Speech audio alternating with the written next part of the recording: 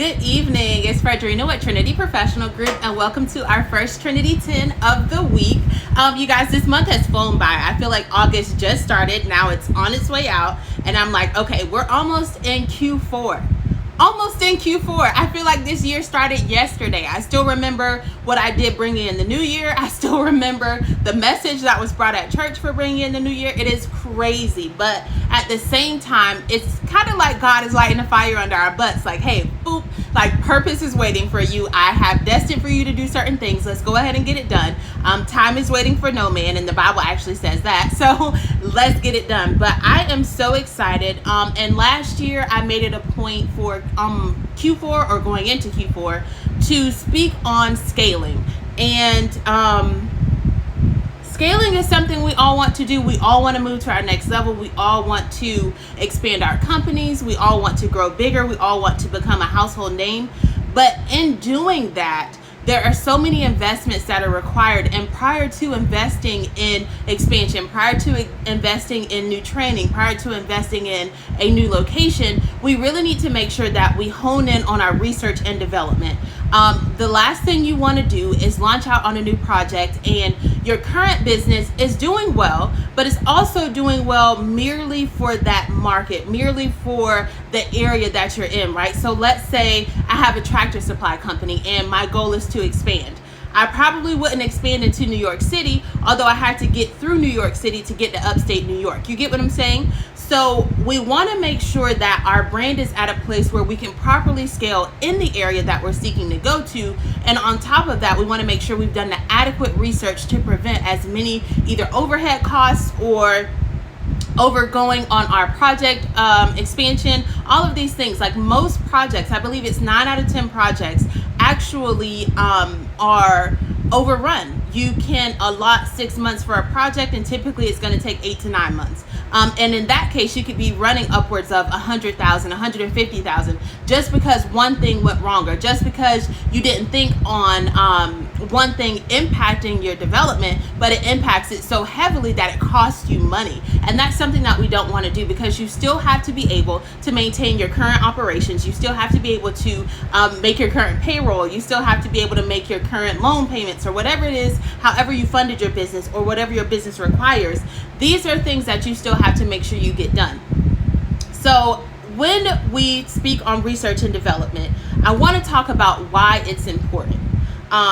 This is going to put into perspective the need for it. It's going to put into perspective the need for hiring someone like myself to ask the right questions. A lot of times when you're in business, and I also speak on this in some of my other videos, where you don't think about the other industries that actually impact you, right? So you may not think along the lines of logistics when you're a doctor, but that's how your vaccines and stuff get to you. You may not think along the lines of China having a new year, or the Maryland when the boat crashed into the Maryland Bridge. You may not think about that beyond just it being big news, but it impacts you so heavily in your business. It impacts you as to when you get your product. It impacts you as to when you get to service your customers as you promised, your SLA, your service level agreement. So these are all things that run a major risk when it comes to business. So you want to make sure that any preliminaries you can account for, any preliminary things you can think of or ask a question about at the very least, so you're not caught off guard. These are things we do in research and development, okay? So why it's important. Number one, you want to control your overhead costs. Like I said, controlling overhead costs is so crucial, because 9 times out of 10, your expansion project is going to run long anyway. So the last thing you want to do is have too many irons in the fire, or too many overhead costs, right? Like you're trying to expand in Georgia, but you also want to do a business add-on here in Florida. May not be the right time, right? We want to control our costs, we want to control our efforts, and make sure that we're not overextending ourselves in a way where either our cash flow is eaten up, or we're not able to put into our reserves as usual, because other things always come up in business. It doesn't matter if it's just expansion, it doesn't matter if it is adding on a piece to the building. Other things always come up in business, and you need your reserves to be safe. You need your reserves to constantly be poured into, just in case a rainy day comes. The second thing is we want to know the market to properly forecast profit. Okay, We need to know the market we're going into. And by market, I don't mean like your target market. We've already established that if you're in business, you want to help people with beauty, you want to help people with hair, you want to help people with supplements, whatever. You've already established your target market. So when I speak on this market, you want to focus on the area or the demographic that will support your business. So a major difference I've noticed between here and living in Georgia is that Georgia has a lot more leisure income. How do I know Georgia has a lot more leisure income? Georgia has a lot more leisure income because there are so many personal shops, not necessarily franchises, not necessarily chains.